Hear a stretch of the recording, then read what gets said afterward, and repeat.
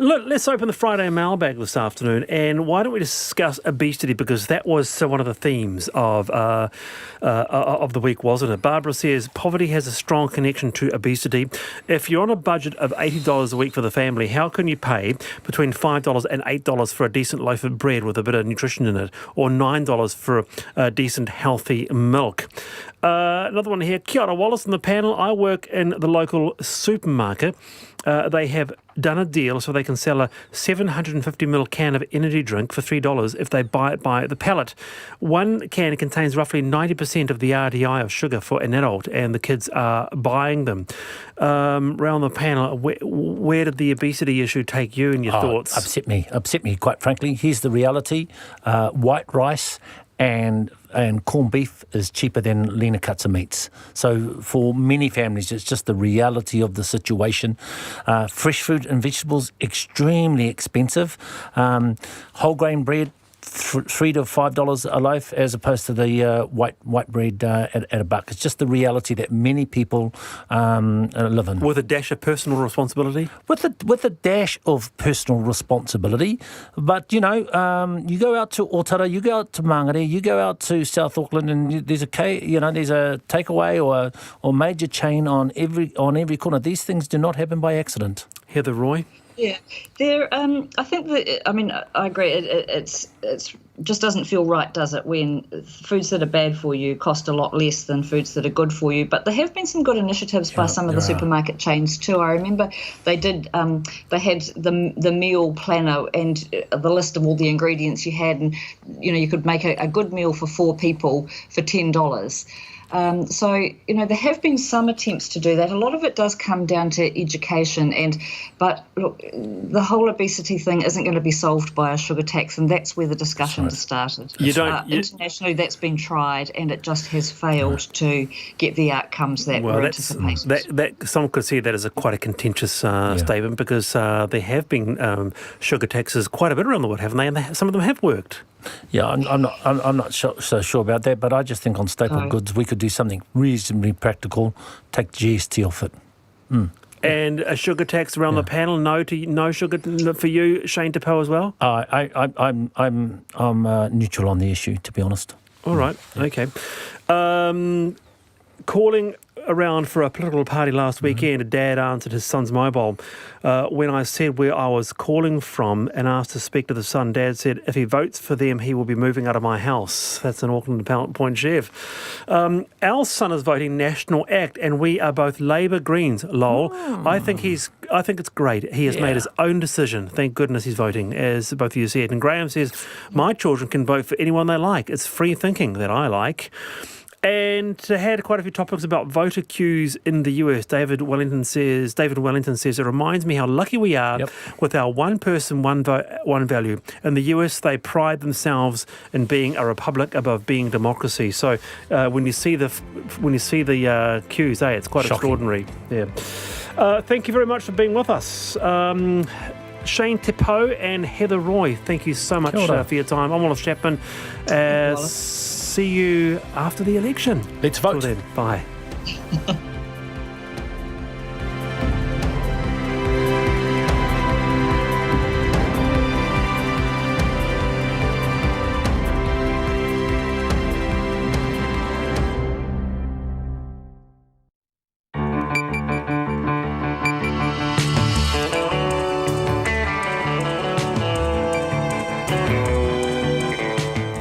Whakarongo mai koe ki te reo irirangi o Aotearoa. This is Checkpoint on RNZ National. I'm Lisa Owen. Haere ake nei, we're barrelling down the back straight in the final stretch of a campaign marathon. Advance votes could crack the 2 million mark. Oh, and there is a one last gasp political poll too. Briscoe's group pays back $11.5 million in wage subsidies, so why take it in the first place? Mystery surrounds the discovery of 2 bodies near Lake Taupo. South Africa pulls the pin on the Rugby Championship, and the All Blacks team is named for the second Bledisloe Cup test. A town hall tangle has Joe Biden and Donald Trump poles apart in position and principle. Are Kiwi travellers bursting the new Aussie travel bubble? And a Point Chev pug heist too. RNZ News at 5. Kia ora, ko Susana Leata tēnei. Party leaders have been busy on the campaign trail today making their final bids for votes, and voters have continued to take the advice to vote early, as Dean Bedford reports. Labour's Jacinda Ardern spent the day in Auckland, saying she and her team were still working to win every vote. National's Judith Collins was also in Auckland, where she was highlighting the failures of the Labour-led government. She said she'd felt she'd given the campaign her all. New Zealand First Leader Winston Peters was campaigning in Northland, where he said he had detected a late surge in support for his party. The Greens co-leader James Shaw was asking for votes in a cafe in Wellington, where he was making coffee for the customers, while co-leader Marama Davidson campaigned in Auckland. ACT leader David Seymour was soliciting votes on the Devonport ferry and urging voters not to take his party's growing support for granted. 1.7 million people have already cast early votes. This is Dean Bedford. Māori advance voting numbers are almost double that of the last election. Figures released by the Electoral Commission show that up to the end of Wednesday, 77,600 Māori had cast their ballot. That's a 98% increase on the same early voting period for the 2017 election. Māori registered to vote on both rolls has also already surpassed total enrolments for the last election of over 47,600. It's up 6.8%. In total, more than 1.7 million people have already cast their vote for tomorrow's election. Loud screaming was heard at a lakefront spot in Taupo last night, where 2 bodies were discovered this morning. The bodies were removed by the police a short time ago, and investigations are underway into the people's identities and the circumstances of the deaths. One local man who asked not to be named says he took a swim at the same spot last night before going across the road for a spa. He returned when he heard screaming and saw people swimming and drinking, but couldn't fathom what prompted the screams. We drove down past them, and then there was a person still swimming in the water, and I think there was one on the shore, and there was one just got a bottle of something hot, 40 ounce out of the car and was sculling that by the looks of things. A Taupo resident. Leading homeware and sports goods retailer Briscoe Group has repaid more than $11 million it received in wage subsidies. Last month, the company reported a $28 million half-year profit and an increased dividend. The company chair, Dame Roseanne Mao, says taking the first round of the subsidy meant all staff were kept on full wages during lockdowns. But she says they always planned to repay when business picked up. We had always decided as a board that when we started to see the indications of third quarter, if we were in a position to do this, this is what we're going to do. So it's not a sudden decision. Don't feel like we've been bullied. We think it was the right thing to do. Briscoe Group Chair, Dame Roseanne Mayo. The New Zealand Defence Force has been fined nearly $300,000 over the death of a Navy diver during a training exercise in March last year. Zachary Christopher Yarwood was diving at night when he was found unresponsive on the sea floor by his colleague. The 23-year-old died the following day in hospital of oxygen deprivation to his brain. The Defence Force pleaded guilty to a charge of failing to ensure the safety of its employees. Today in the Auckland District Court, the judge was critical of the Defence Force lax actions, which he said were well below its own standards. He fined the organisation $288,000 and noted the Defence Force had paid compensation to the family. Donald Trump has conceded that only Jesus Christ is more famous than him. The president made the bizarre statement at his latest rally in North Carolina. Somebody said to me the other day, "You're the most famous person in the world by far." I said, "No, I'm not. No, I'm not." They said, "Yes, you are." I said, "No." They said, "Who's more famous?" I said, "Jesus Christ." Meanwhile, Donald Trump and Joe Biden have made competing appearances on US television this afternoon in town hall meetings. The president confirmed he is personally in debt potentially worth hundreds of millions of dollars, while Mr. Biden would not give a straight answer when asked if he planned to expand the US Supreme Court. It's coming up to 4.5 minutes past 5. The All Blacks are disappointed they won't get to play South Africa this year. SANZAAR has confirmed the World Cup winning Springboks have withdrawn from the Rugby Championship due to South African government travel restrictions, player welfare and safety concerns, and the ongoing effect of the COVID-19 pandemic. The tournament now reverts back to its original Tri-Nations format, with the All Blacks, Wallabies and Argentina playing each other twice over a 6-week period. The All Blacks coach says South Africa's decision is understandable but disappointing. We love the Springboks, we love to play them, we understand the pressures on them and the challenges they've had, so what happens, and for us right now it's not really a major issue that's occupying our thoughts. Ian Foster. Meanwhile, the All Blacks team for Sunday's second Bledisloe Cup test has been named, with 5 changes from the side that drew with the Wallabies last week. Rico Ioane has been dropped to the bench and replaced by Anton Leonard-Brown. Beauden Barrett has recovered from his Achilles injury to start at fullback, with brother Geordie staying on the right wing and Richie Mo'unga at first 5. Caleb Clark will make his starting debut on the wing, replacing the injured George Bridge. New Zealand Supercars driver Scott McLaughlin lost control of his Ford Mustang in the dying stages of today's 5th practice session at Bathurst. McLaughlin put together the fastest lap of the day before hitting a wall, and he is hopeful any damage to his car will be minor. That's the news. I'm Susie Ferguson. And I'm Guyan Espinel. Join us here on RNZ National for a Morning Report election special this Sunday morning. Who's staying and who's going? Will there be a Queenmaker? We'll dissect election night. We'll have interviews with all the key players. And political commentators join us for comprehensive analysis. Join us for breakfast. A Morning Report post-election special from 8 o'clock this Sunday morning on air here on RNZ National. Now the short forecast from Met Service to midnight tomorrow. Northland to Waitomo, also Coromandel, Bay of Plenty and Taupo. Generally fine, the odd afternoon shower about Northland tomorrow. Gisborne and Hawke's Bay, showers tonight, gradually clearing. Fine spells tomorrow and 1 or 2 showers about the ranges. Taranaki to Wellington, also Taihape and Wairarapa, mainly fine tonight. Areas of cloud and isolated showers tomorrow. Nelson and Marlborough, fine tonight, scattered rain tomorrow. Bulla and Westland, cloudy periods and showers at first, rain developing in Westland today, spreading to Bulla tomorrow. Canterbury, Otago and Southland, mainly fine at first, but rain spreading north tonight, reaching Canterbury, and snow lowering to 600 metres for a time. Rain clearing in Otago and Southland tomorrow morning, and gradually easing in Canterbury. Fiordland, rain with heavy falls clearing tonight, but scattered rain returning tomorrow afternoon. Chatham Islands, fine weather. RNZ National, it's coming up to 7.5 minutes past 5.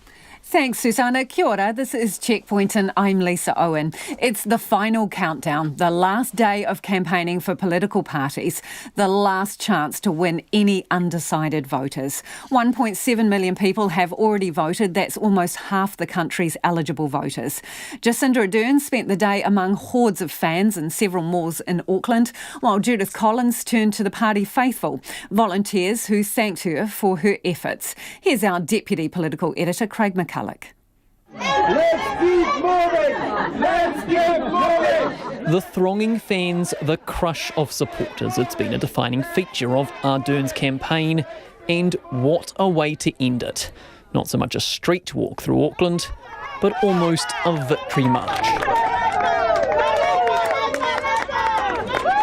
Jacinda Ardern packed her schedule, perhaps her busiest day yet. Not one mall walkabout, but 3. A factory tour, a visit with volunteers, one final push on the final day. As a team, we've gone out there and worked very hard to make sure that we earn people's votes, and we're doing that again today. On the other side of town, a different tale, a much lighter itinerary for Judith Collins.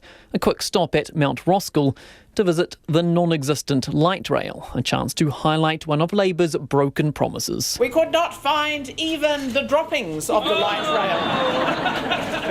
Or a feather. And then a visit with party volunteers, Ms Collins spending her last day on the campaign, not with the public, but with die-hard supporters.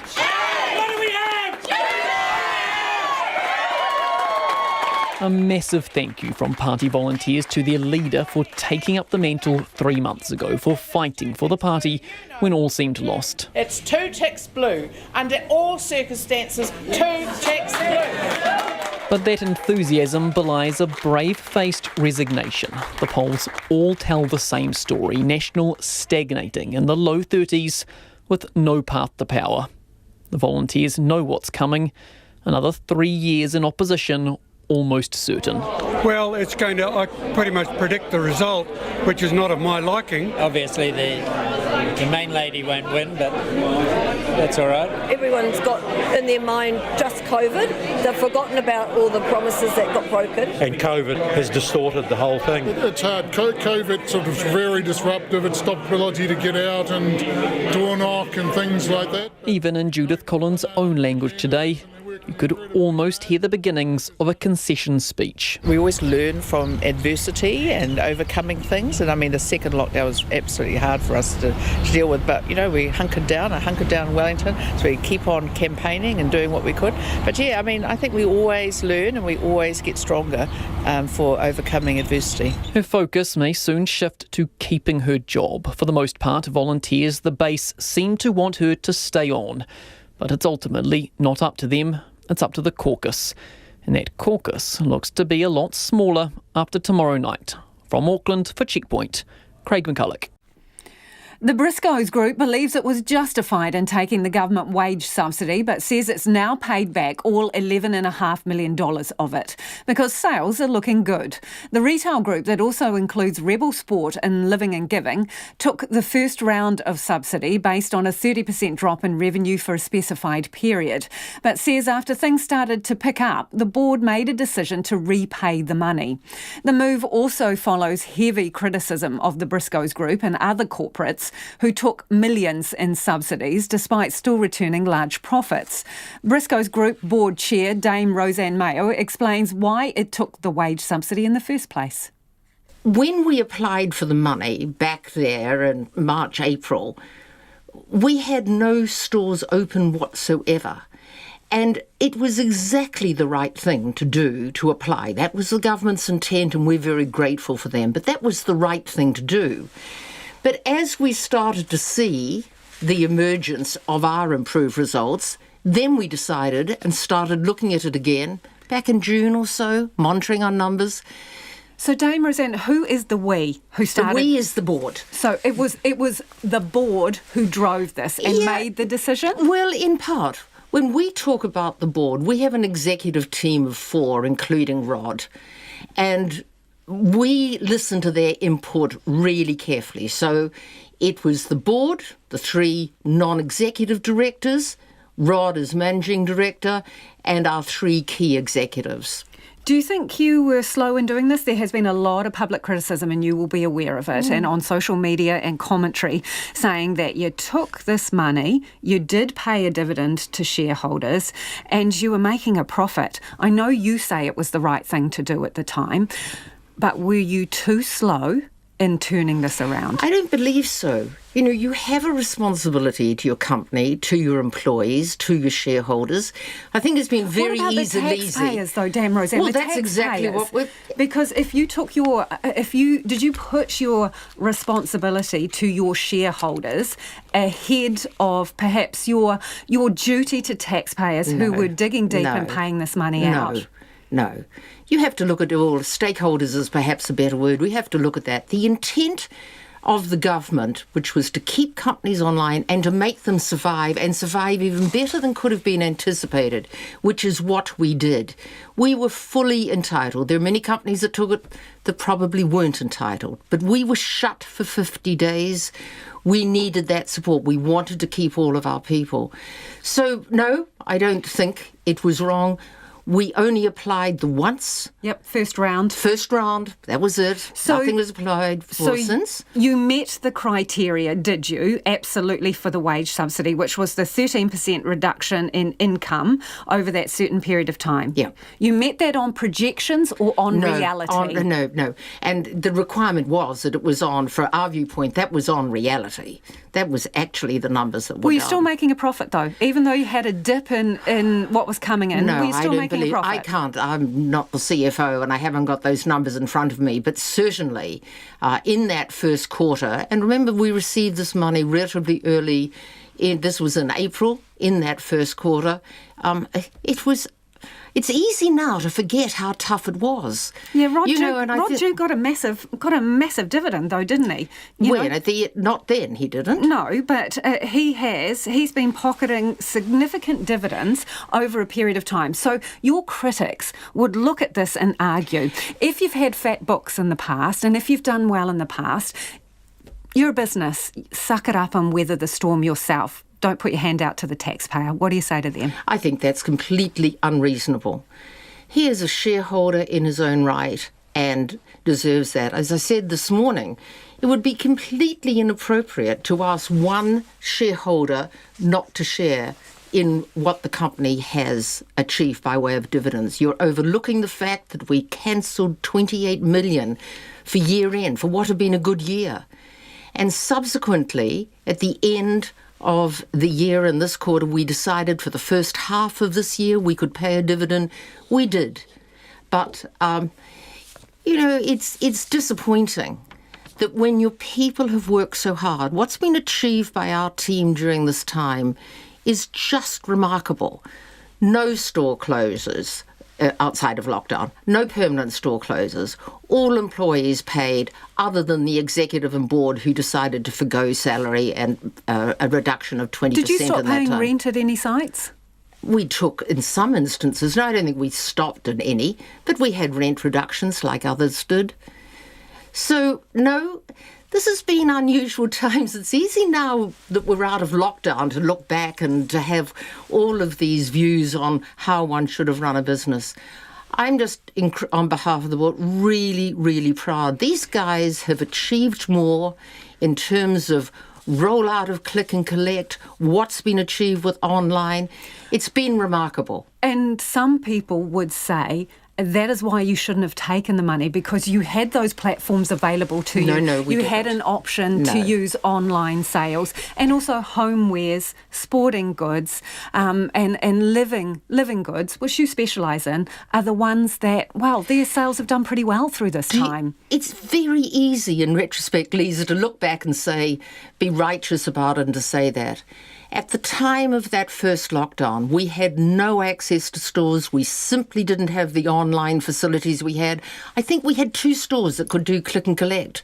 Now, all of our stores do click and collect. What our team have done and achieved in recent months has been amazing, which is now we're feeling ready to pay it back. So have you paid it back? Yes. And what amount did you pay back exactly? The full amount of the wage subsidy. 11.5 million. Yes, yeah. Okay. Is any part of that decision because of a public backlash?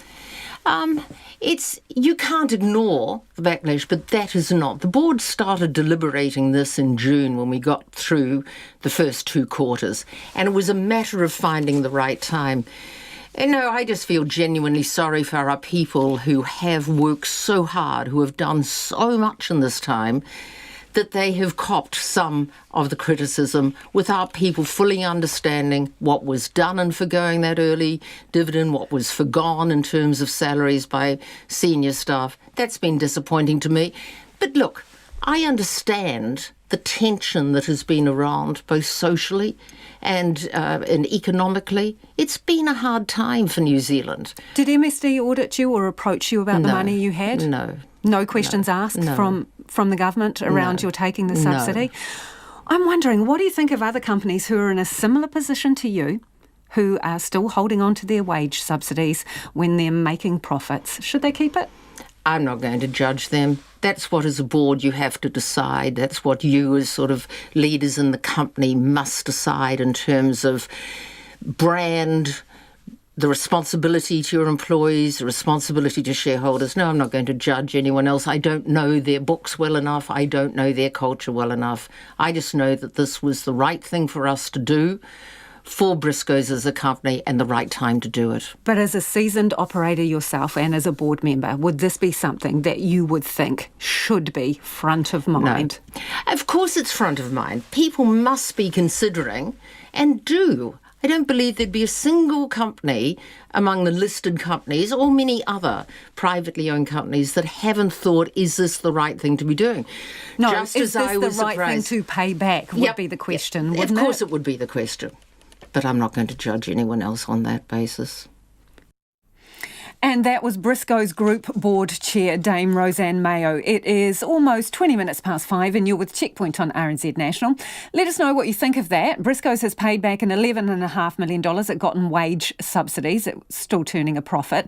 Should other companies in the same position who've taken the money pay it back or not? If they qualified, should they be allowed to keep it? You can text us on 2101, tweet us at Checkpoint RNZ or email checkpoint@rnz.co.nz. The All Blacks team has been named for the second Bledisloe Cup test at Eden Park, and there have been several promotions and demotions with 5 changes to the starting 15. After last week's draw with the Wallabies, the All Blacks are desperate to put in a commanding performance at their Eden Park fortress and send a message to their critics. Meanwhile, South Africa have officially withdrawn from the Rugby Championship, with Sanzar confirming this afternoon the world champion Springboks won't be going to Australia.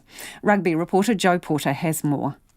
Rieko Ioane paying the price for blowing a certain try last week, dropped to the bench by All Blacks coach Ian Foster and replaced by Anton Linnett-Brown. Just felt that this week, and one of Anton's strengths probably is decision making around our organisation and little things like that, and we just felt that bringing him back in will give us a bit of an edge in that space. Beauden Barrett has recovered from his Achilles injury to start at fullback, with brother Geordie staying on the right wing and Richie Mo'unga at first 5. Caleb Clark will make his starting debut on the left wing, replacing the injured George Bridge. Dane Coles starts at hooker ahead of Cody Taylor, while Taupo Vai gets his starting debut at lock in place of Sam Whitelock, who is out with concussion. Vai will have a horde of friends and family among the near-capacity crowd.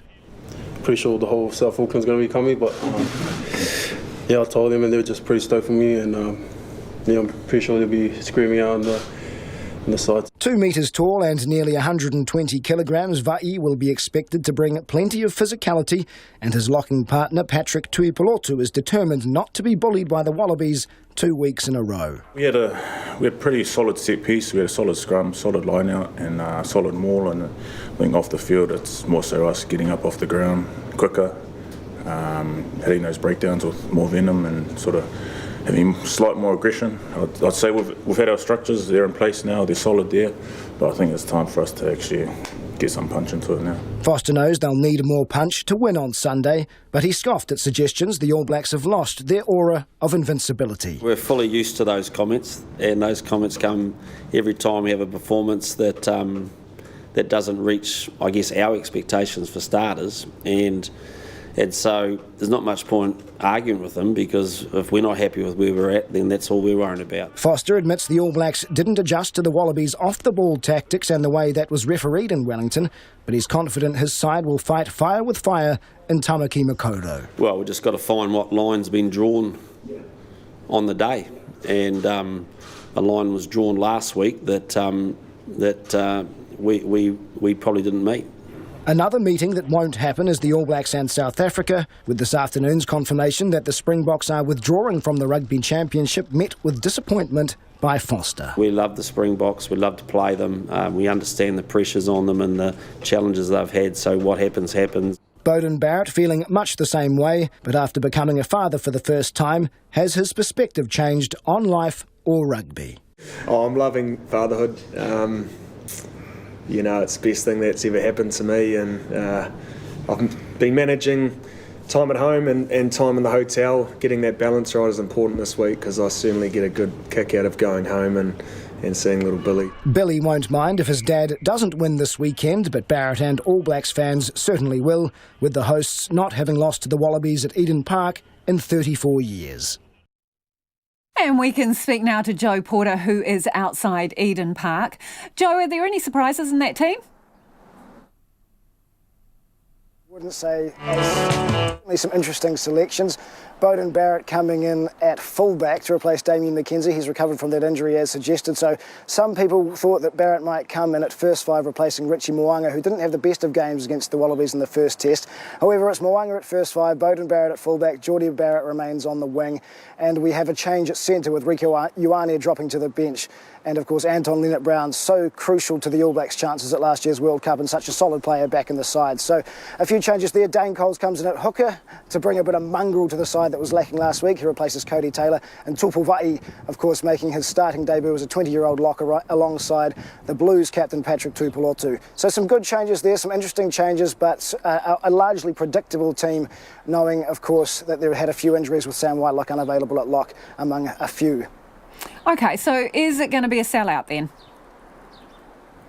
Close to it. As of about 2 hours ago, there were 3,500 tickets remaining out of around 47,700. So, yeah, close to a sellout, 35,000 tickets remaining out of nearly 48,000.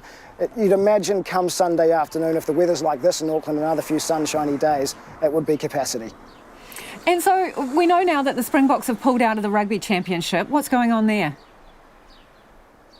Yes, the Springboks have confirmed what everyone suspected may happen.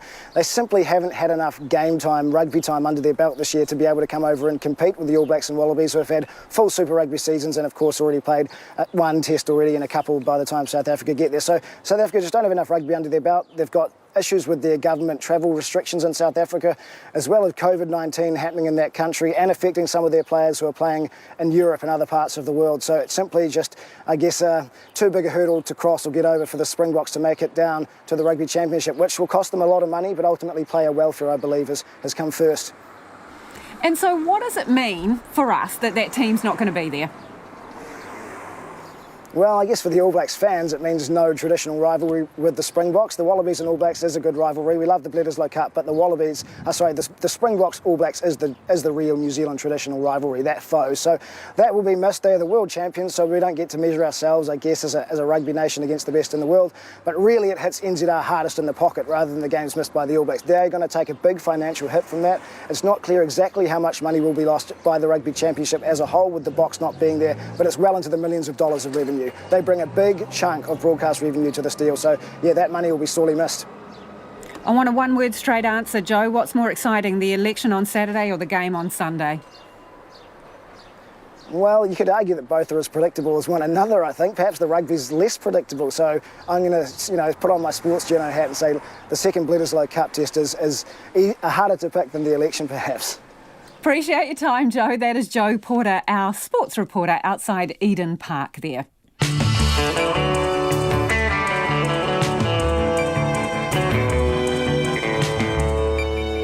And coming up on Checkpoint on RNZ National, we're with the minor parties to see what they've been up to for the final day of the campaign. Joe Biden and Donald Trump face a grilling from a distance and separately, and the pug owner who came to grief with Auckland Council. We'd love to hear from you about anything you've heard on the program this evening. You can text us on 2101, tweet us at Checkpoint RNZ, and then there's always the email, checkpoint@rnz.co.nz. Time for the headlines now with Susanna. Party leaders have been making a last-ditch attempt to woo voters on the eve of the general election, even as a record number register early votes. More than 1.7 million people had cast their vote by the end of Thursday. Māori advance voting numbers are almost double those of the last election. The Electoral Commission reports that more than 77,500 Māori had already voted by Wednesday night, a 98% increase on the same period in 2017. A Taupo resident says he heard loud screaming at a lakeside spot where two bodies were discovered this morning. The police have now removed the bodies and are investigating who the people were and how they died. The local resident says he heard screaming and saw people swimming and drinking but couldn't work out what prompted the screams. A high-profile sportsman's bid for name suppression has been turned down by the Court of Appeal but will still keep his identity secret. He was named in the trial of 3 men found guilty of importing methamphetamine at the High Court in Auckland last year. Although the sportsman was the subject of police interest, he was never charged. Today's decision means he can apply to the Supreme Court to continue name suppression. The Defence Force has been fined nearly $300,000 over the death of a Navy diver in March last year. Zachary Christopher Yarwood, who was 23, was found unresponsive on the sea floor during a nighttime dive and died the next day in hospital. Today in the Auckland District Court, the judge criticised the Defence Force for lax standards but noted it had paid compensation to the family. Mountain climbers are being reminded to take care this spring after the largest publicly reported avalanche of the year was seen at Aoraki Mount Cook. The size 4 avalanche was big enough to destroy large buildings, sprawling about 2 kilometres in length and 600 metres across. The debris was found by a ski touring group yesterday. Those are the latest news headlines from RNZ National. Our next news and weather update is at 6.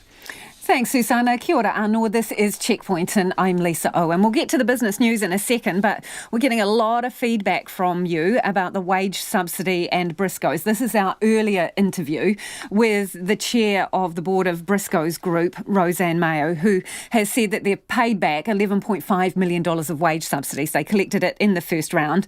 The company, though, is doing pretty well, so they've decided to pay it back. And a lot of you have an opinion on this. This person says, I grow grapes. We've had 2 serious frost events and lost over 33% of my crop. Others have lost 100%. Should the taxpayer bail me out? Not COVID, just nature. The slings and arrows of business. Another listener says there are rules and criteria about how much profit can be made to receive the subsidies, and IRD will be the judge of them all. Another person says, good on Briscoe Group, leading by example. Another is of the opinion that every business that has made a profit after lockdown is expected by New Zealanders to pay the subsidy back. And Malcolm from Christchurch has got in touch. Malcolm says, it is morally the right thing to return the wage subsidy if you have made a profit for the financial year. Having the government take on debt to return a dividend to private company shareholders cannot be right any way you look at it. Thanks for your feedback, Malcolm. And this one from a listener who says, good for Briscoe's.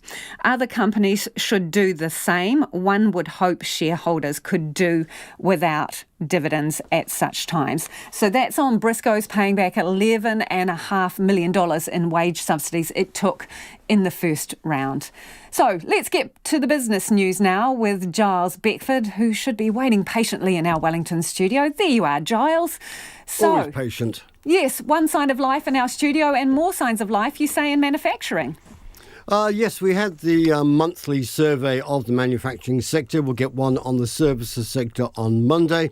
It perked up a little bit, and that's not a surprise given the move out of lockdowns. We're coming up to that busy period, of course, where businesses are wanting to produce and get ready for Christmas and summer holidays. Probably the best thing about this survey was that the employment sub-index, which had been deeply negative in contraction, as they call it in the survey, it perked up to the highest level in 7 months. It's actually in expansion territory. And we were talking earlier this week, if you remember, about the green shoots of economic recovery. Perhaps we won't go quite that far in trying to interpret this one number, but we can take some heart that perhaps the process in losing jobs has slowed down, and even some tentative signs that firms in the manufacturing sector at least are hiring again, no doubt tentatively. We've still got to see, of course, the wind down of the wage subsidy, the impact that will have on jobs. And as we all know, employment is one of the lagging indicators. So your economy can be doing quite well and you can still have quite high unemployment. And if you remember yesterday, out of Infometrics, their latest look at the economy, they were saying possibly employment or unemployment going as high as 8%, although I think probably indications are that it may not go as bad as that. But we shouldn't be taking too much out of this, but a little something to grab onto at the end of the week, and certainly something to be watched going ahead in the next 2 to 3 months. So, Giles, who's the corporate land investor who's moving into farm ownership? Well, a company called Allied Farmers, which is listed on the stock exchange, it's going to invest in a land management company, and that management company will then invest in a land ownership company. The issue being, or the point of difference being, that it's rural land, it's farmland. The aim is for the land owning company to then lease it to farmers. Now, of course, the usual ownership model for farm ownership in this country is families, family trusts, perhaps personal businesses. There are some corporate farmers, you might call them, but no real big investment schemes. And this is really picking up a model that is most prevalent in commercial, retail, office space, where you have property management companies They're listed on the stock exchange, and the aim is to have this management company listed on the stock exchange by the end of the year. Just another little change. One of the motivating factors for them is that they want to be a financing company as well. They want to actually get capital into the industry. They're saying that there are distinct signs that the traditional lending avenues and investment avenues for the agricultural sector to get money are starting to dry up, and that may be, of course, just a sign of the times and a caution amongst lenders about the risky farming sector. So from that point of view, interesting development, one to be watched. They hope to have the new company on the stock exchange by the end of the year. And Giles, tell us what the market was looking like today. Well, we had another day where a little bit of reality came back into shares. Top 50 index down 54 points, just under 0.5%, around the 12,400 level. Not to be surprised. And the Kiwi dollar, 65.9 euro cents, 93.1 Australian. Would make a point here that don't expect any particular finance market reaction to tomorrow's election result. The markets have already priced in, including overseas investors, have already priced in a significant Labour win, probably with a Green coalition partner. Thanks, Giles. That's our business editor, Giles Beckford, joining us from our Wellington studio. The minor parties have crammed their diaries today to try and snag any remaining undecided voters. There were ferry rides, fighting words, coffee making and even tears in the final hours of the campaign. Here's our political reporter, Charlie Drever. ACT's David Seymour was sailing into polling day with confidence, speaking to supporters on the ferry from Devonport. Could you have imagined back then that we'd be on 8% in the polls by now? Not at all. I wouldn't believe that would have at all happened. Well, let's hope it becomes a reality tomorrow night. David Seymour is obviously happy with last night's poll results, but he wasn't taking anything for granted, urging everyone at his final rally in the Viaduct to send their party vote his way.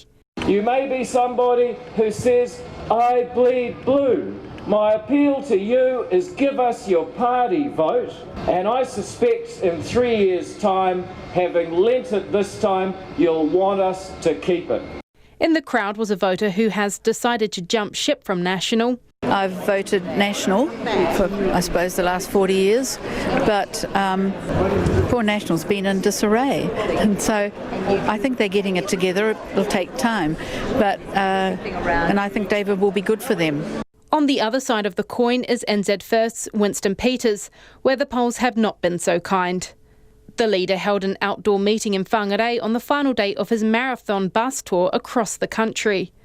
After 6 weeks on the road, you'd think his party would have mastered the technical side of things. We have always opposed that. Is that still going? Is the sound still going? You mean they can't take any more of it? Mr Peters will cast his vote tomorrow and says he'll be fighting to win over voters right up until the final minute. You don't win the game in the changing shed after it. You win it on the field, and we're going to leave it all on the field. He was well received on what could be his final day of campaigning ever. Mr Peters is still confident his party will see a surge in the polls, even if his own MP, Shane Jones, has already called time. Kia ora, folks. Show's over. The Greens are looking to be the most likely minor party to help form the next government. Co-leader James Shaw has been in his electorate at possibly the most stereotypically Wellington location ever, a bicycle shop / cafe. He decided to put his prior barista experience to the test, even trying his hand to coffee art. It's a bird with wings. Can you not tell? And Marama Davidson spent an emotional morning in Mount Roskill. She listened to the stories of local businesses like Ashley's, a cake-making business run by mother of four, Tuli Vaivai Ainia. She also heard about Hood Beauty, established by Stephanie Komoto Vakuta Gordon, in memory of her cousin Jade, who committed suicide. The stories brought the co-leader to tears. And I know it's been a long campaign and I know I'm exhausted, but I've been finding it really hard to not cry all morning when I've been sitting here watching everything that you are all doing is the solution to healing our world. I'm really tired. She then crossed paths with Labour's Jacinda Ardern at South Mall in Manurewa. While Ms Ardern was swarmed by crowds of people, Marama Davidson was looking for a bit of downtime. This is just my local area and I'm coming to get my hair cut. for election night? Yeah. But that didn't last long. Sat in the salon chair, Marama Davidson then whipped out her laptop to make the most of the precious remaining hours of the campaign. For Checkpoint, Ko Charlie Drever, DNA. Frontline paramedics want stronger commitments to funding for St John than those offered by the two women vying to be Prime Minister. Labour leader Jacinda Ardern and Nationals Judith Collins were asked in last night's leaders' debate whether they would fully fund St John, a promise neither would commit to. Nita Blake-Person reports. The fate of St John has been really discussed on the campaign trail. The charity is currently facing a large deficit and is blaming COVID for leaving it with a $30 million shortfall.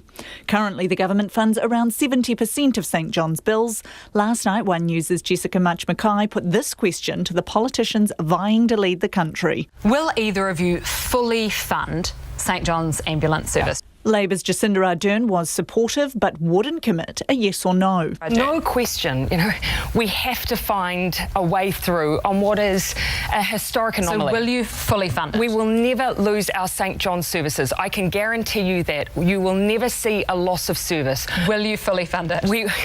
It is a little more complicated than that, Jessica, because there's some things that they benefit from charitable status, but I will never allow St John's services to be stopped. So I give you that guarantee. While Nationals' Judith Collins answered much the same. We already have, of course, funding through ACC, and having been their minister, I know they get significant funding from that. But as you know, they are a charitable institution. I don't think they want to become a government department. I think it's absolutely crucial that they retain such a connection to the community that they have now, and I would never also allow them to stop. The thought of replacing St John Ambulance with a government agency just should worry everybody, so obviously we'll always make sure that they're properly funded. St John says things cannot continue as they currently are. In a statement, Chief Executive Peter Bradley said the current funding arrangements had reached the end of their life and must be addressed to provide a safe service. We would be concerned if St John's other charitable activities, which are run and funded separately to the emergency ambulance service, were used in any way to confuse the issue at hand. The funding model is no longer sustainable. We need this serious anomaly addressed next year when we renew the emergency ambulance service contract with the government. Some frontline staff say things already aren't working. Sarah works as an intensive care paramedic. Morale is really low at the moment. Staff burnout is a real thing. People are run down and they're sick because of the workload. So we are already running at a loss. Sometimes we're running below what we would consider an establishment level. But she says if there is to be more money for St John, it must be ring-fenced for staff. It's important that the money we receive is actually put for the right things. It's used for the right things, and we don't know where that money goes. Dorothy Johnson is a paramedic and has been an ambulance officer for 33 years, but has grave concerns for the way the service is operating. I have been for quite some time, and it's getting worse. There is just such a huge disconnect between what the ambulance staff do and what management do. The morale is lower than it's ever been, and we've said that before, but this year is really, really bad. Unions are locked in talks with St John about staff pay at the moment. First Union says St John is refusing to ask for shift pay funding, agreed for in the last round of bargaining, and staff are feeling stressed, ignored, undervalued and increasingly angry. New Zealand Ambulance Association spokesman Mark Quinn says something has to be done. The question of fully funding needs to be answered sooner than later. It's not sustainable. We can't go probably another 6 to 12 months with St John without the question of that being answered. So regardless of who's in power come Sunday morning, the government of the day is going to have to act and respond to this, what's going to turn into a crisis. An urgent issue for emergency services that awaits the next government. For Checkpoint, Nita Blake-Person. This afternoon was supposed to be the second US presidential debate between Donald Trump and Joe Biden. Instead, they faced a grilling from separate town hall audiences. The president was defiant about his handling of the pandemic and seemed to confirm that he's personally in hundreds of millions of dollars in debt. Meanwhile, Joe Biden dodged questions about whether he would expand the Supreme Court. World Watch's Max Toll reports. Before Donald Trump's town hall had even started, this morning he wondered aloud to his supporters why he was even taking part. So, I'm being set up tonight, right? So I'm doing this town hall with Concast, C-O-N, right? Con. So I'm doing it, and it's NBC, the worst. But with less than 3 weeks until the election and the president well behind in most polls, every appearance matters. This afternoon he was grilled on his handling of the pandemic and his floating position on masks. He was also asked by NBC moderator Savannah Guthrie why, in the past, he's hesitated to denounce white supremacy. I denounce white supremacy, okay? You did 2 days later. White supremacy. QAnon, on the other hand. It is this theory that Democrats are a satanic pedophile ring and that you are the savior of that. Now, can you just once and for all state that is completely not true and that disavow QAnon in its entirety? I know nothing about QAnon. I just told you. I know very little. You told me, but what you tell me doesn't necessarily make it fact. I hate to say that. One of the big stories of this election campaign has been the revelation that Mr. Trump is in hundreds of millions of dollars worth of debt. Today, the president all but confirmed that, but reassured voters that he's not compromised by Russia. I don't owe money to any of these sinister people. This has been going on for years now. Russia. It turned out to be a hoax. And it turned out to be that Hillary Clinton and the Democrats were dealing with Russia, not me. It's a whole hoax. He did concede, though, that he may owe money to another foreign entity or two. The details were vague. Audience members asked him relatively soft questions. One even made a pass at the president. Good evening, Mr. President. Thank you very much. I have to say, you have a great smile. Thank you. Thank you. So, he does. You're so handsome when you smile. There was the odd, difficult question, though, such as this. As the mother of a young male of color, I have reason to respect authority, not only because it's the right thing to do, but also out of fear that he may face profiling or be considered a criminal. What will you and your administration do to better prepare our law enforcement officers to work in collaboration with the communities that they serve, and also to protect the lives of innocent Black and Latinos from police brutality and injustice? The response? Classic Trump. Some people don't like it when I say it, but a lot of people agree. I have done more for the African American community than any president, with the exception of Abraham Lincoln. Meanwhile, Joe Biden faced his own grilling at ABC's town hall. He was asked by moderator George Stephanopoulos why, in 1994, he supported a controversial crime bill. An awful lot of people were jailed for minor drug crimes after the Exactly right. Was it a mistake to support it? Yes, it was. But here's where the mistake came. The mistake came in terms of what the states did locally. Mr. Biden was wishy-washy when asked if he would expand and pack the Supreme Court with extra liberal justices should he win. I'm not a fan. I then say it depends on how this turns out. I'm open to considering what happens from that point on. You know, you said so many times during the campaign, all through the course of your career, it's important to level with the American but George, people. if I say, no matter what answer I gave you, if I say it, that's the headline tomorrow. It won't be about what's going on now, the improper way they're proceeding. He's there talking about Republicans pushing through Amy Coney Barrett as the replacement for Ruth Bader Ginsburg. Mr. Biden was also asked this by an audience member. As president, how will you avoid the temptation to exact revenge and instead take the high road and attempt to restore bipartisanship, civility, and honor to our democracy? It was written by a fellow who won the Pulitzer Prize for a book he wrote about the presidency. He said, I doubt whether Biden is really Irish. He doesn't hold a grudge. In politics, grudges don't work. Donald Trump, on the other hand, again wouldn't be drawn on what he would do should he lose next month. In the meantime, the final presidential debate between he and Joe Biden takes place next week. For Checkpoint, Max Toll. It is about 11 minutes to 6. I'm Lisa Owen and you're with Checkpoint on RNZ National. A Taupo man says he heard horrific screams at a lakefront spot last night near the place where a member of the public discovered 2 bodies this morning. Mystery surrounds the deaths, with police yet to confirm their identities or the circumstances. Katie Todd reports.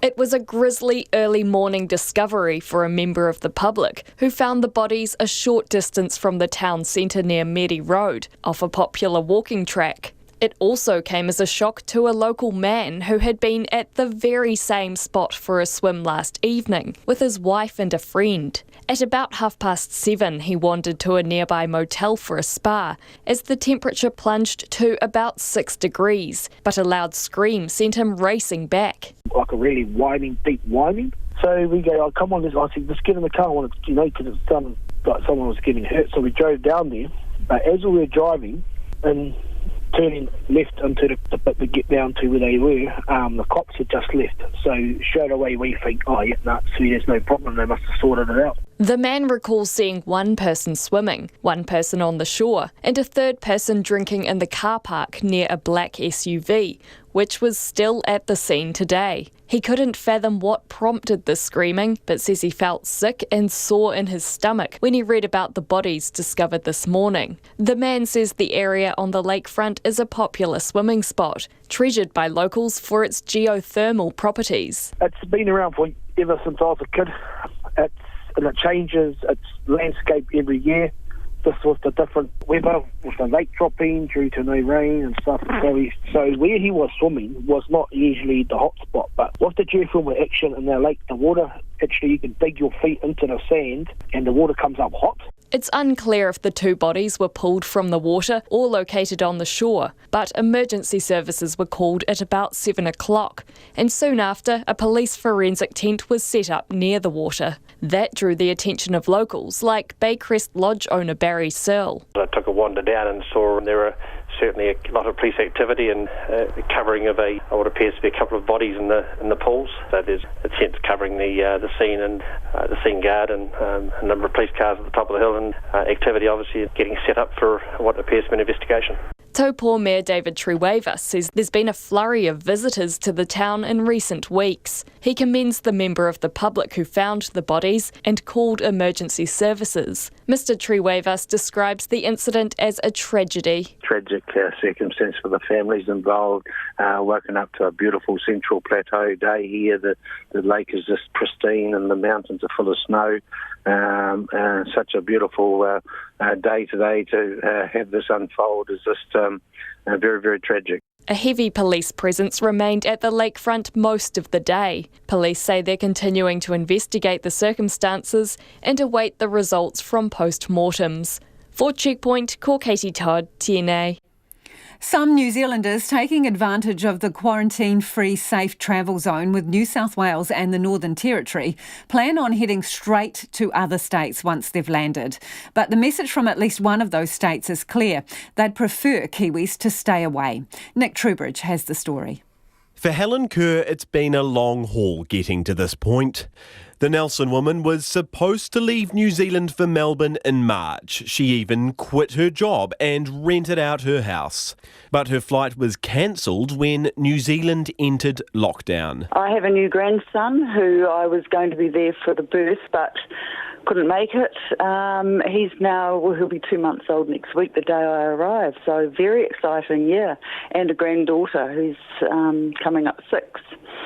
I haven't seen him for a long time. The new safe travel zone means New Zealanders can travel to New South Wales and the Northern Territory without undergoing 14 days in quarantine. From there, they can travel on, provided state borders are open. That means Kerr can now get into Melbourne. Well, we could only get a flight to Sydney, and from there I'm flying Jetstar down to Melbourne, separately. While some are taking advantage of the safe zone as a way of reconnecting with family, some Australian state authorities are warning tourists should refrain from frolicking around the country. To enter South Australia from another state, you simply need to register your intention to travel. But the South Australian Tourism Commission Marketing Manager Brent Hill says Kiwis shouldn't take that as a green light to head to the likes of the Barossa Valley in their droves. As much as we definitely want to see Kiwis here, we love having them here. They're great tourists. They get around and see a lot of our state, and we think we've got a lot to offer New Zealanders with what we have to offer. I think really from our perspective, it's reasonably convoluted and complicated at the moment in terms of how they can travel around. And I guess our advice would be, when it is free to move and travel both ways, that's probably really the optimum time to come. Mr Hill says the Commission understands people making urgent trips to see friends and family, but he has a message for state hoppers. If people are intending to do things like, travelling into New South Wales and then, getting in cars and coming through, some of those things, you don't want to get caught up and find yourself unwittingly, having to do quarantine or something of that nature. And I think it's just easier. It shouldn't be too far away that we should have an open bubble both ends. In a statement to Checkpoint, Sydney Airport Chief Executive Jeff Colbert says he expects most New Zealanders travelling to New South Wales will be doing so for family reasons.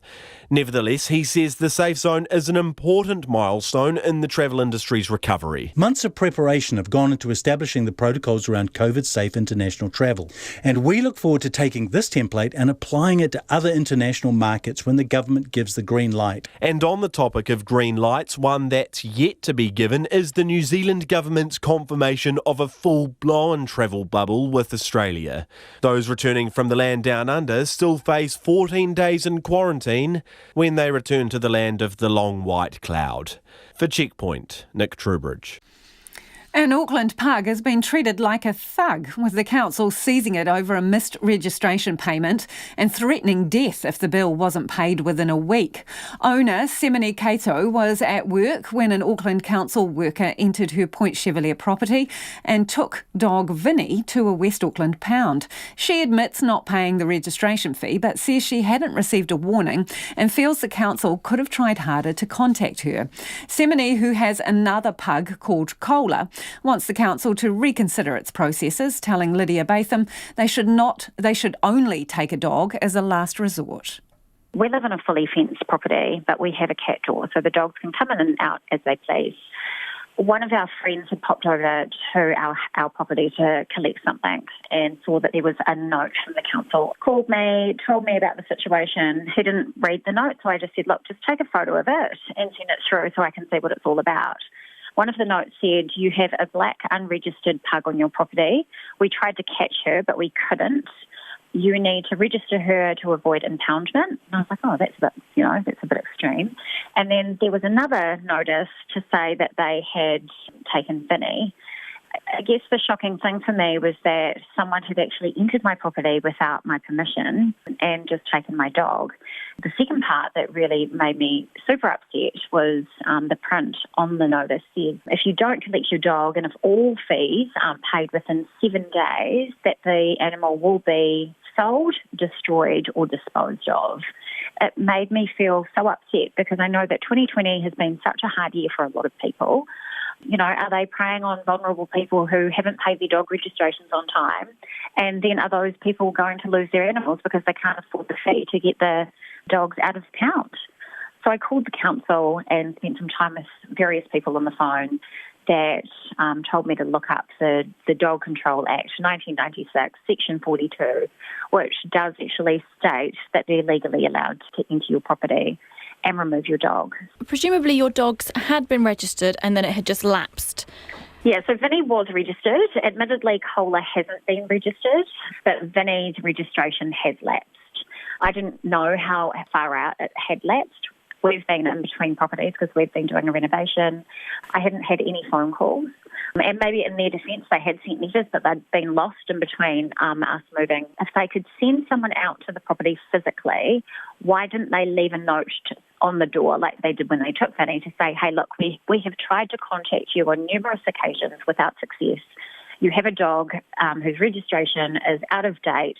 please register him, otherwise we'll have no choice but to come back and seek further action. Obviously, your dogs are healthy, happy, obviously in a completely secure environment. Does it surprise you that they could just be taken, and literally it's 7 days that you're given until they could be sold, or worse, the unthinkable really, and that in some cases we know that there are animals that are in dire circumstances that don't get uplifted? I've known of situations where animals have been mistreated, or they're chained in the backyard and they're not a pet, they're just there on the property, yet the SPCA can't exercise their power to go and help that animal, whereas the council, for the sake of $140, can. It's just really unbalanced. A police officer can't even enter my property without jumping through a lot of hoops to issue a warrant. How come the council can do it? For me, it just doesn't sit right, and it's left us feeling quite uneasy knowing that someone has entered our private property. And that was Semini Cato, a pug owner. A lot of feedback about Briscoe's and the wage subsidy. This one in from Nick. Nick says, my company had a 70% decline in revenues, but I couldn't claim the wage subsidy as the criteria stated. Before making the application, you must have taken steps including drawing on your cash reserves. We had some cash reserves, so felt we couldn't be eligible because of this. I'm sure Briscoe's had large cash reserves, says Nick. Another listener says, good on Briscoe's for paying the money back. They go on to say that their self-imposed ban from buying anything from Briscoe's because of the wage subsidy can now be lifted. RNZ News at 6, ngā mihi nui ko Susana Leātawa tēnei. The mother of a diver killed during a training exercise says she's angry at the Navy.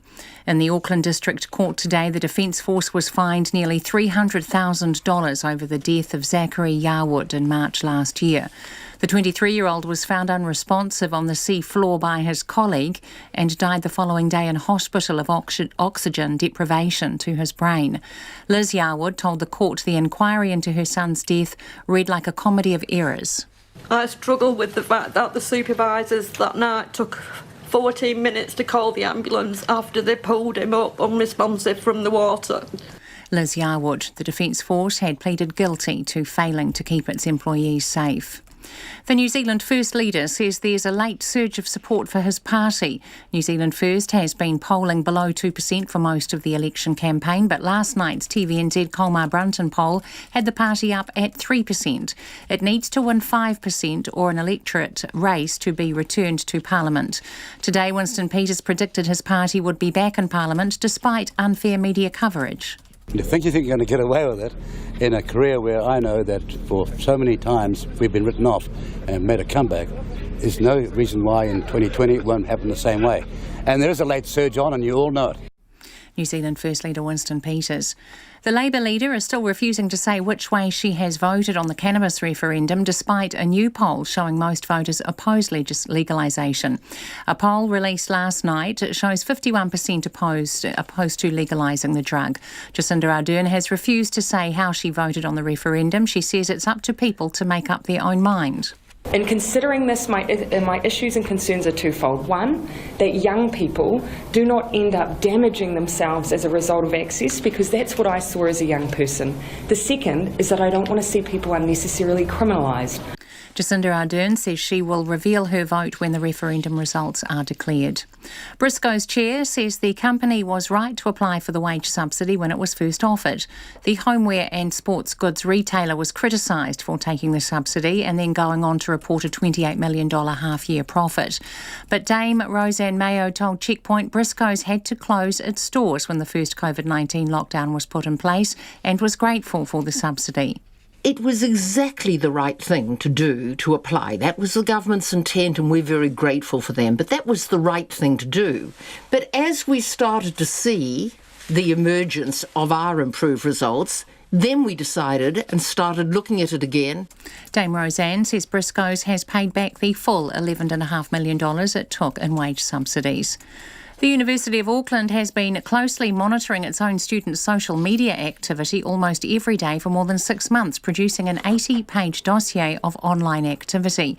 The document was obtained by the university student magazine Crackham, which sent it to RNZ.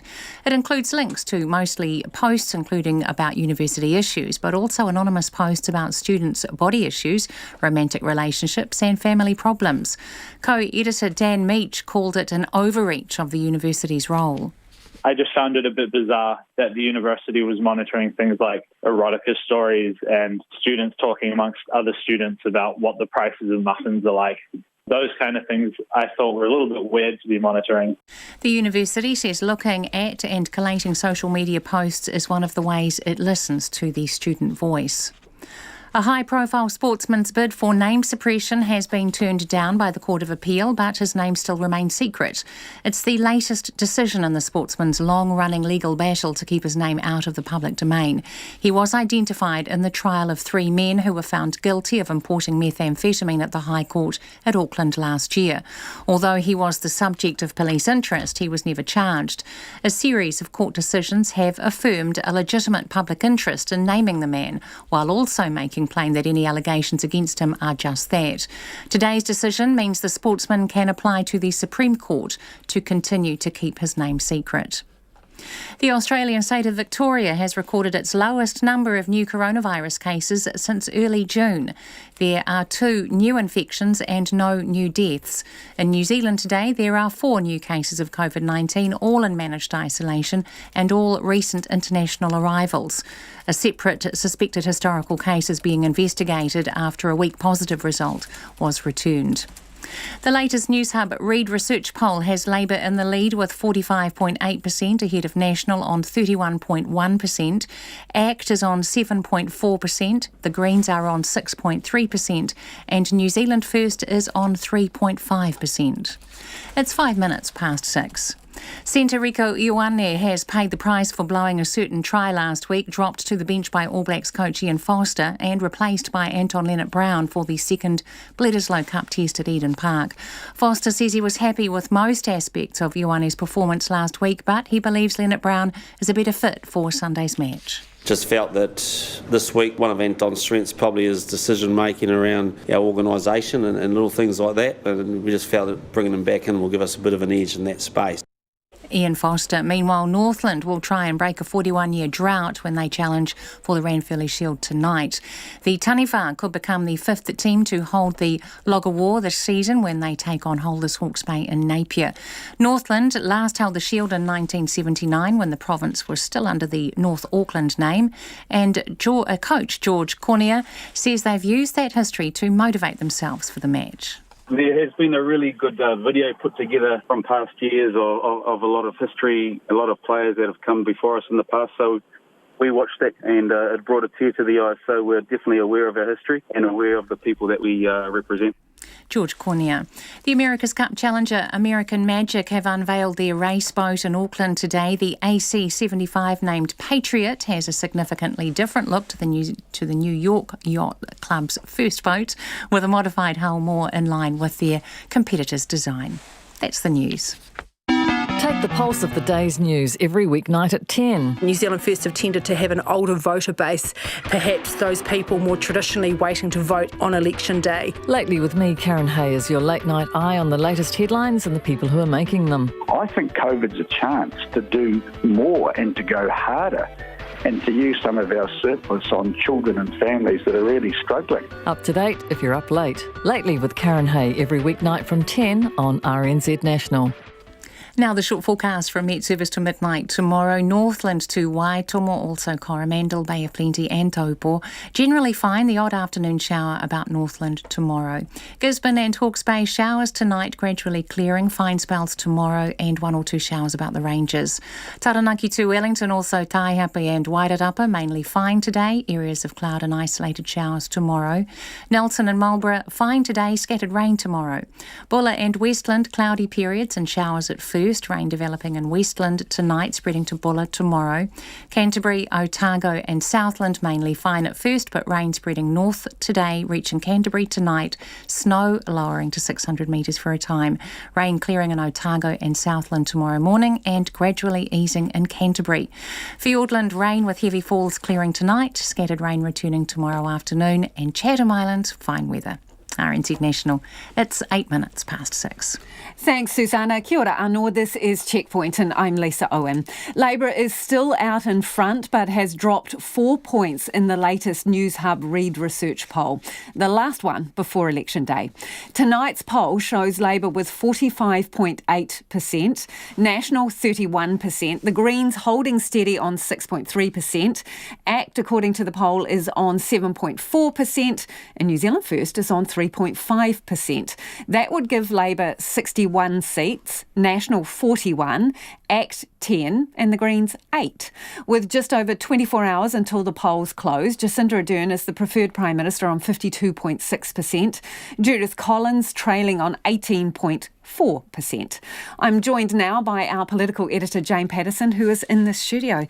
Jane, who's going to be relieved that the polls close tomorrow night and who will be thinking, ooh, I wish we had a little bit more time on the basis of this poll? Well, funnily enough, Lisa, we've all kind of felt it's been quite a long election campaign, but there are quite a few of those leaders, David Seymour, Judith Collins, saying, look, we could go a bit longer, we could make a much better run, and the Māori Party if we had a bit more time. But I would say this is pretty much an exit poll. This is how we would look at it.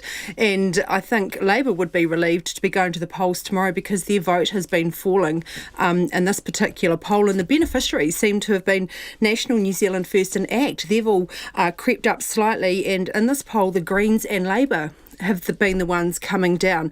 Now, interestingly, is this a surge for New Zealand First? 3.5 up 1.6. We're still obviously in the margin of error, but in both this poll and the One News Comma Brunton poll yesterday, New Zealand First up a little bit. So they will take some heart, although, of course, well away from that 5% threshold still. So, in looking at this, and you'll say, as you say, ACT has still got really strong polling there. Will National be kicking themselves for not kicking ACT? I mean, that's supposed to be their support partner, their little brother, not sort of nipping at their heels. And as we see in election campaigns, all bets are off. It doesn't matter whether you're friends, allies, foes, everyone goes after that vote. So, yeah, maybe they could have run a bit harder on ACT. Interestingly, last night, Judith Collins talking after the debate about the mix-up in voters' minds about how to actually help National. So she's been getting feedback on the campaign trail that people are saying, oh, we voted ACT to help you out, or we voted for, one of your potential friends. And she's like, 2 ticks blue, they have to give the party vote to National. But she was asked maybe whether the deal that had been done in Epsom in past years had actually muddied the waters a little bit, and she acknowledged that it maybe had, because National was asking Epsom voters to support ACT in that particular seat for the deal. So, yeah, I think they've really had the gloves off, and maybe this ACT has taken a bit too late. I was going to say that I think it's probably taken them a bit by surprise. Looking back, ACT has really just started to creep up in the last month or so, so maybe I think it did take them a little bit unawares, and by that time probably too late. But they are definitely bleeding. She had already said things like she thought he would make a great deputy Prime Minister, and what was it, that he was one of her favourite politicians that wasn't in her party? So she'd been very effervescent about David Seymour, because we have been asking the succession of National Party leaders this year about ACT and whether they would endorse David Seymour in that seat, and she was very enthusiastic about him. So, yeah, difficult, I think, to walk back on that too much, but they could certainly have given attention to some of ACT's policies, which aren't, they're not mainstream. Of course, they're sitting within a party on the sides, which is exactly what they want to do. They have a specific constituency, but, they've got some policies there that might not go down well with Middle New Zealand that National could have really looked to target and put focus on. But I suppose the flip side then is, do those ACT voters go elsewhere and not to National? So that's always a risk as well. Yeah. Okay, so there are two different polls. Obviously, the Colmar Brunton we had yesterday, it seems a lifetime ago, and News Hub tonight. But Greens in those polls are kind of about 2% apart. They're anywhere between sort of 6 and 8%. Mm-hmm. So Will the Greens be kind of gnawing on their fingernails? Because you mentioned the margin of error there, 5% they've got to get, or they've got to get someone over the line. So are they still in shady territory? I think they are. They're not going to be sleeping comfortably tonight. They'll really be watching to see the first rush of polls and the results when they come out tomorrow, because 8% had given them a relative degree of comfort, I would think. But interestingly, in the Reid research, the 3 News Hub Reid research, they were at 8% and they've come down. So as I said, it's interesting to see that the parties on the left, so they are not out of the woods by any means, and it shows that their votes moving around a little bit, even though the two actual polls are quite similar. They're not out of whack at all with each other, a few points either way, but the actual blocks are quite consistent. Yeah, and the Greens are the only one that seems to be shuffling, as you say, up and down that spectrum with any great percentage. Well, Jane, we'll keep watching. And of course, Jane Patterson, our political editor, will be with us tomorrow night for our election coverage starting at 7 p.m, so do tune in.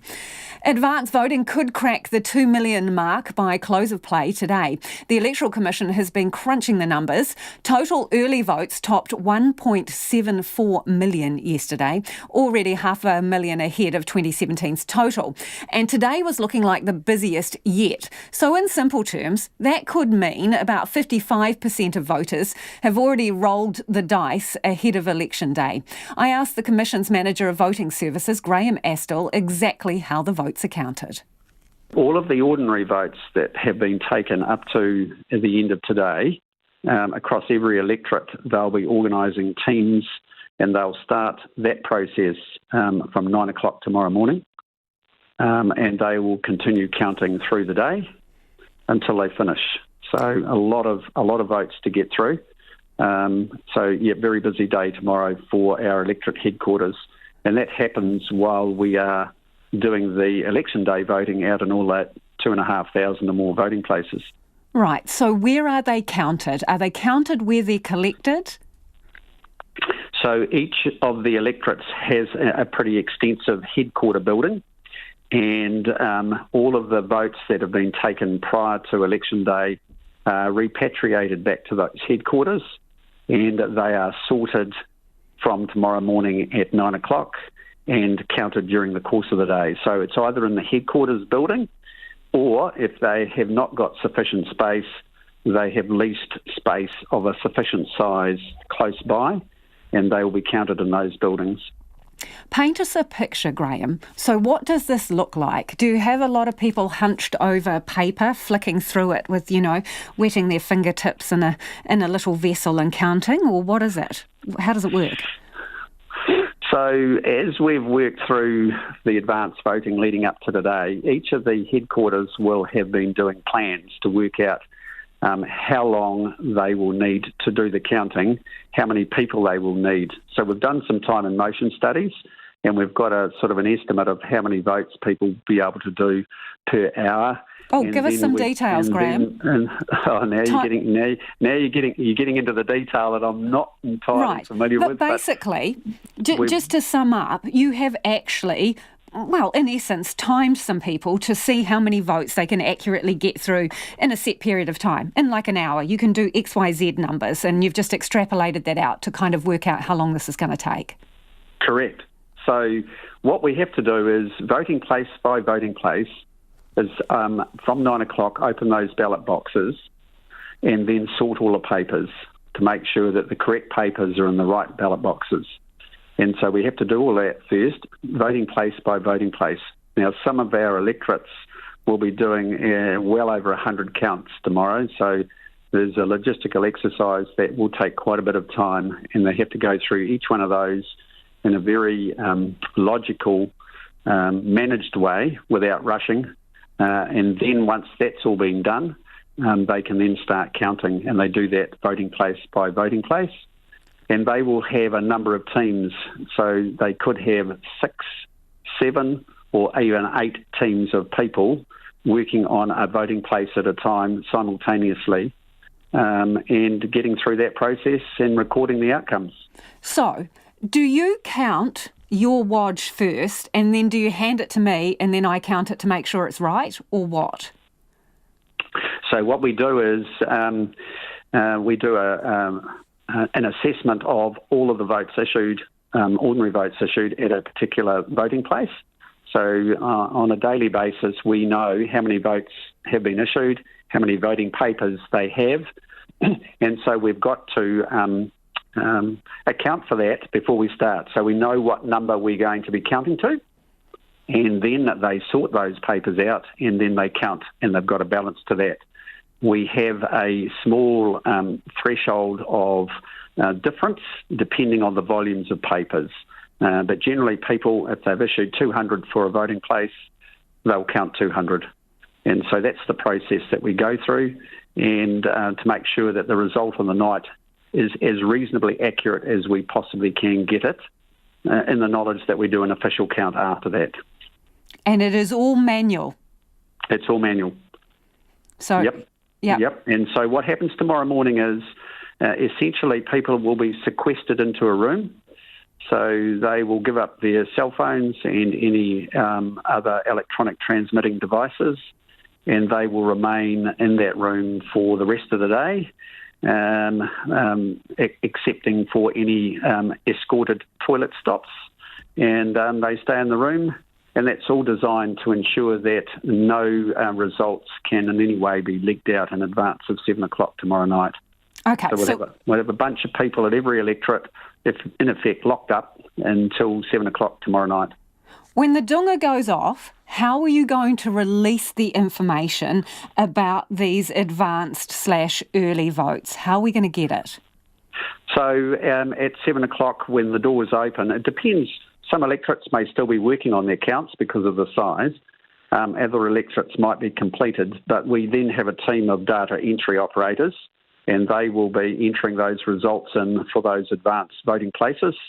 And once it goes in, it goes automatically up into the media feed. So as it goes in, you'll get to see it. And so that will happen shortly after 7 o'clock tomorrow night. And then we expect the counts from voting places on election day to start coming in probably from about 8:30 tomorrow night, and they will gradually come in as well. So you'll see them as they come in and are checked and entered. They'll be part of that media feed. So, Graham, when we get the advanced vote results starting to come as soon as the polls close, basically, it's not going to come in one lump sum, but as it filters through, will people watching and listening to the results be able to see that, OK, that is 1% of the total number of votes returned, and they are from these specific geographical areas, or what? Yep, it'll be electorate by electorate. So you'll be able to see it based on electorate. And so, you'll get a fair indication probably in the first hour after 7 o'clock of the advanced vote counts. Our aim is to finish the counting before 7 o'clock, but that's not always possible just because of the sheer volume. So if they're not finished, they just keep counting. And then in parallel to that, you'll start to see what happens on voting day, on election day. Those votes as well start to feed in. So, Graham, are you excited? Oh, absolutely. We're seeing a lot more young people out there voting, which has been one of our focuses. And I think we've just accessed areas of the country where, people probably wouldn't think that we would be. We've tried to make it as accessible as possible, and we've tried to help as many people as possible to get a vote. And that's the Electoral Commission's Manager of Voting Services, Graham Astle. It is 22 minutes after 6 and you're with Checkpoint on RNZ National. The New Zealand Defence Force has been fined nearly $300,000 over the death of a Navy diver during a training exercise in March last year. Zachary Christopher Yarwood was found unresponsive on the sea floor by his colleague and died of oxygen deprivation the next day. The Defence Force pleaded guilty to a charge of failing to keep its employees safe and was sentenced today. Jordan Bond was in the Auckland District Court. While on a training exercise, 23-year-old Zachary Yarwood was found on the bottom of the sea by one of his trainee dive buddies. It was later found a dangerous oxygen breathing practice was in common use in the Defence Force. At today's sentencing, family members spoke about the impact of Zachary's death His mother Liz is incredibly angry at the Navy, saying the inquiry into his death read like a comedy of errors. I struggled with the supervisors that night, not only not having the right qualifications, but leading 2 dive teams with little supervision, even the standby diver going for a cup of tea. I struggled with the fact that the supervisors that night took 14 minutes to call the ambulance after they pulled him up unresponsive from the water. Zachary's fiancée, Emily Parr, says losing her partner has ruined her life. She took a year without pay off work and left Auckland because of the memories she shared with Zach in the city. The Navy have let me down and honestly ruined my life. But more importantly, you let Zach down. He worked so hard for you, trusted you, and you were not there. The Navy are given the repercussion of a fine, but I'm the one left with a life sentence. Judge Eddie Paul said the Defence Force's behaviour during a high-risk exercise was lax, well below standards and a departure from the Navy's own instructions. He fined them just over $288,000. Itamaki Makoto for Checkpoint, Jordan Bond. Hawke's Bay councils say they've got to stop the squabbling over funding to fix coastal erosion. They're planning to bring in a QC or retired judge to figure out how they can get the money to stop the sea line gnawing away at homes. Tom Kitchen reports. From Cape Kidnappers in Clifton in the south to Napier and Tangoio in the north, erosion is chewing away at the Hawke's Bay shoreline.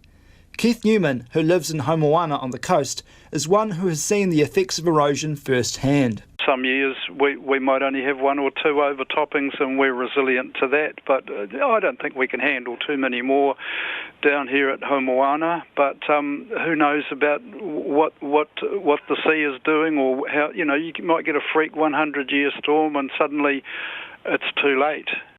Mr Newman is pleased that after years, councils have come together to do something. But there's still debate. There's a question of how to pay for it. Mr Newman warns too much bureaucracy could delay much needed action. Perhaps they do need an independent party, but the problem is that these reports and all the rest of it can go on forever. We've seen so many reports and debates and discussions go on over time, you could probably build a papier-mâché groin with them. And the Hawke's Bay process has been fraught with bureaucracy. Last year, there was an idea to charge ratepayers in Napier and Hastings $30 extra a year. But there's disagreement around councils on who should pay for what. They say there's also a lack of clarity in the law on how councils should deal with coastal hazards. The Coastal Hazards Strategy Joint Committee between the Napier, Hastings and regional councils was set up to lead the process. The committee chairman, Gerard van Beek, didn't respond to a request for comment by deadline. But at a meeting today, he said residents close to the coast are getting uptight and it seems like the councils are sitting on their hands and squabbling about funding. Because of the indecision, a QC or retired judge will likely lead the talks, and a similar fund to the $30 could still be on the table. Coastal engineer Dr Michael Ellis from Niwa says Hawke's Bay is not alone in facing these huge challenges.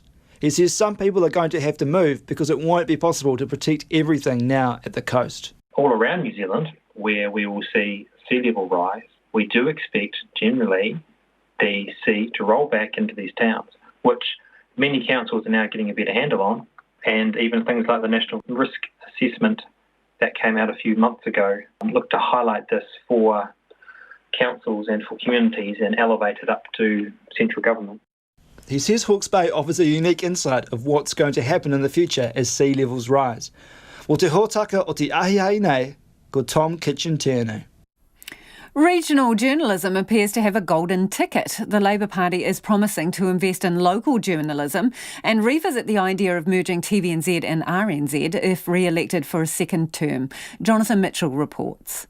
Labour's broadcasting spokesperson Chris Farfoy has put a figure to the party's manifesto promise to provide a multi-year contestable fund for public interest journalism.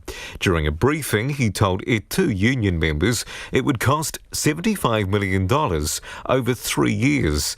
Stuff Media and its website Stuff is the biggest in the country, but its print publications have suffered in recent years with falling advertising revenue and cutbacks. Editorial Director Mark Stevens is interested in how Stuff may tap into the fund. I would say that without a doubt that there are certain regions or areas of local journalism that are at greater risk than others. As I mentioned, we've had a pretty strong commitment in that area, but they have been and will continue to be challenged, and that's why we'd be very interested in this fund and the details around it. Peter Thompson from the Better Public Media Trust says the new fund would be a significant financial boost at a crucial time. There's certainly a sense that the government has recognised just how badly affected journalism and democracy have been affected by the decline in the revenues in the news industry. And I think this is a very, very significant commitment. The idea of merging RNZ and TVNZ was shelved earlier this year because of COVID-19.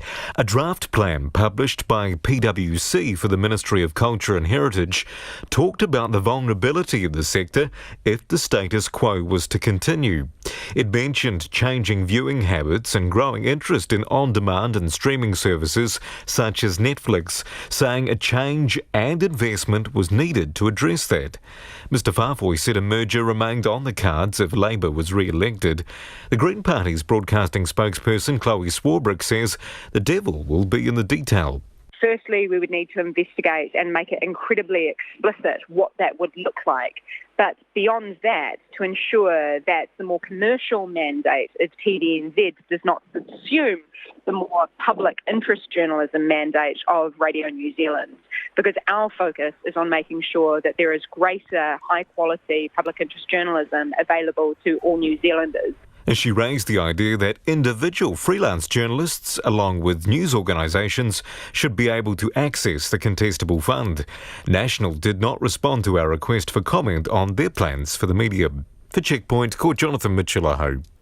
OK, before we head off, some more feedback on Briscoe's. This listener says, cry me a river. Businesses that have done very well in the past should draw on their accumulated profits before accepting taxpayer money. That's in relation to the wage subsidy. On our interview with Voting Services Manager Graham Astle from the Electoral Commission, this person says repatriated voting papers, sequestered counters. Of course, Graham is excited. And so are we. Election night tomorrow night. Don't forget you can join us from 7 p.m. on radio, Freeview Channel 50. Sky Channel 83, Corin Dan, Jane Patterson, Guyon Espen and me, and practically everyone else who's on the payroll at Radio New Zealand will be bringing you the coverage. Please join us. RNZ News headlines at 6:30. The latest News Hub Reid research poll has Labour falling slightly, but still able to govern alone with 45.8% ahead of National on 31.1%. ACT has 7.4%, the Greens are on 6.3%, and New Zealand First is up on 3.5%.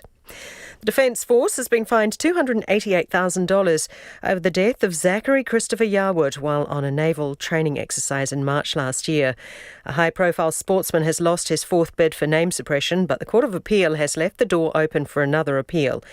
And about 300 people who took the first flight to Australia under the travel bubble have now landed in Sydney. Our next news and weather is at 7. Tonight on Nights, Julia Deans from Fur Patrol and Beyond selects the mixtape Country Life is Down with the Pigs in the hills above Dunedin. Bella Kualalo is this week's Friday Night Live.